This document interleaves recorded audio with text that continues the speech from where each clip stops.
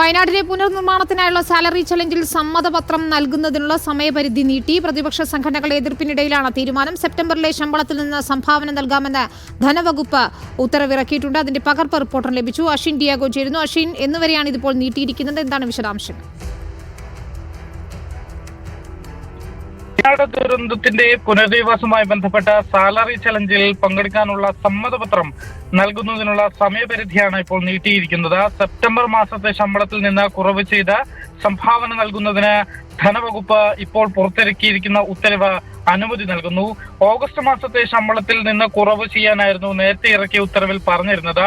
മാത്രമല്ല, ഇപ്പോൾ ഇറക്കിയ ഉത്തരവിൽ പ്രധാനമായും പറയുന്നത് പല ജീവനക്കാർക്കും സമ്മതപത്രം നൽകാൻ സാധിച്ചില്ലെന്നും സമയപരിധി നീട്ടി നൽകണമെന്ന നിവേദനം ലഭിച്ചിരുന്നുവെന്നുമാണ് പുതിയ ഉത്തരവിൽ ഇപ്പോൾ ഈ സർക്കാർ പറയുന്ന ന്യായീകരണം. സാലറി ചലഞ്ച് പരാജയപ്പെട്ടതിന്റെ വെളിച്ചത്തിലാണ് സമ്മതപത്രം നൽകാനുള്ള സമയപരിധി നീട്ടിയതെന്ന ആക്ഷേപവും ഇതിനോടകം തന്നെ ഉയർന്നിട്ടുണ്ട്. 5 ദിവസം എന്നുള്ളത് നിർബന്ധമാക്കാതെ ജീവനക്കാരുടെ കഴിവിന്റെ അടിസ്ഥാനത്തിൽ സാലറി നൽകാൻ അനുവദിക്കണമെന്ന പ്രതിപക്ഷ സംഘടനകളുടെ ആവശ്യവും സർക്കാർ നേരത്തെ തള്ളിയിരുന്നതാണ്.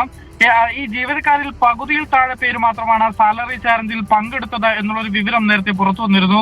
ക്ഷാമബദ്ധ അടക്കം നിരവധി ആനുകൂല്യങ്ങൾ 3 വർഷമായി ജീവനക്കാർക്ക് ലഭിച്ചിരുന്നില്ല. ഇതിന്റെ ഒരു പ്രതിഷേധവും ഈ സാലറി ചലഞ്ചിനെ ബാധിച്ചു എന്നാണ് നമുക്ക് മനസ്സിലാക്കാൻ സാധിക്കുന്നതും. സാലറി ചലഞ്ചിലൂടെ 500 കോടി രൂപ പ്രതീക്ഷിച്ച സർക്കാരിന് ജീവനക്കാരിൽ നിന്ന് പക്ഷെ അത്രയും തുക പിരിച്ചെടുക്കാൻ കഴിഞ്ഞിരുന്നില്ല. CMDRF വയനാട് അക്കൗണ്ടിലേക്ക് ലഭിച്ചത് 41 കോടി രൂപ മാത്രമാണ്.